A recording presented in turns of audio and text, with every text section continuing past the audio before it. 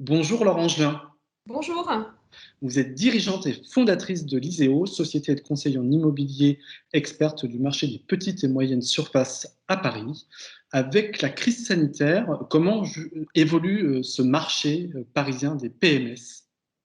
Alors, depuis la rentrée de septembre, on constate, c'est vrai, une augmentation du stock assez sensible, donc qui reste quand même contenu. Il faut se rappeler qu'on partait d'un niveau très très faible du stock avant le confinement du mois de mars.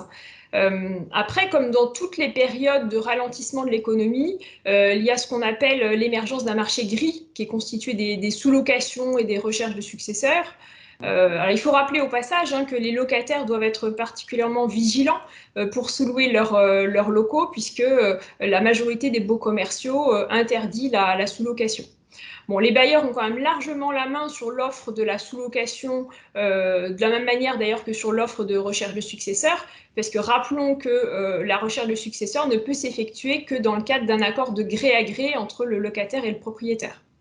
Alors, concernant la demande exprimée, ce qui intéresse tout le monde, elle est repartie assez progressivement à la sortie du confinement au mois de mai, avec une pause saisonnière sur la période du 15 juillet au 25 août habituel.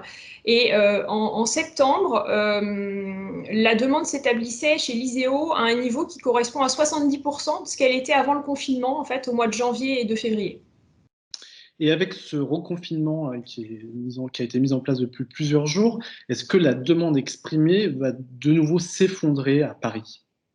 Alors, pour être très très concret, nous, ce qu'on a constaté chez l'ISEO lors de la première semaine de novembre, qui correspond à la première semaine de reconfinement, c'est que le niveau de demande exprimée est 2 fois plus élevé que lors de la première semaine du confinement de mars. Et ça positionne la demande exprimée au même niveau que début septembre. Alors on voit aujourd'hui les entreprises sont mieux préparées à assurer la continuité de leur activité, au travers notamment du télétravail qu'elles ont particulièrement bien adopté, qu'elles ne l'étaient en mars dernier. Elles ont une vision plus claire de l'organisation du travail qu'elles vont mettre ou qu'elles sont en train de mettre en place, en dehors évidemment des périodes de confinement qui sont assez particulières, et puis de la proportion de télétravail au sein de leurs équipes. Nous, chez nos clients, ce qu'on constate, c'est globalement une moyenne de télétravail qui tourne autour de 2 jours par semaine aujourd'hui. Aujourd'hui, ce qui intéresse beaucoup de nos lecteurs, c'est le rapport de force qui s'établit entre les bailleurs et les locataires.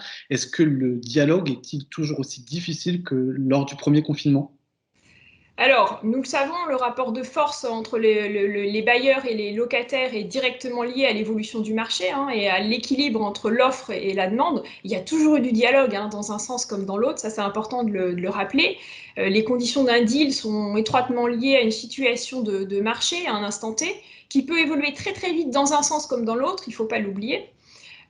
L'évolution actuelle du marché et le rééquilibrage du rapport de force au profit des locataires laisse la place aujourd'hui à des négociations qui avaient disparu en fait du marché de la petite et moyenne surface à Paris depuis pas mal de temps.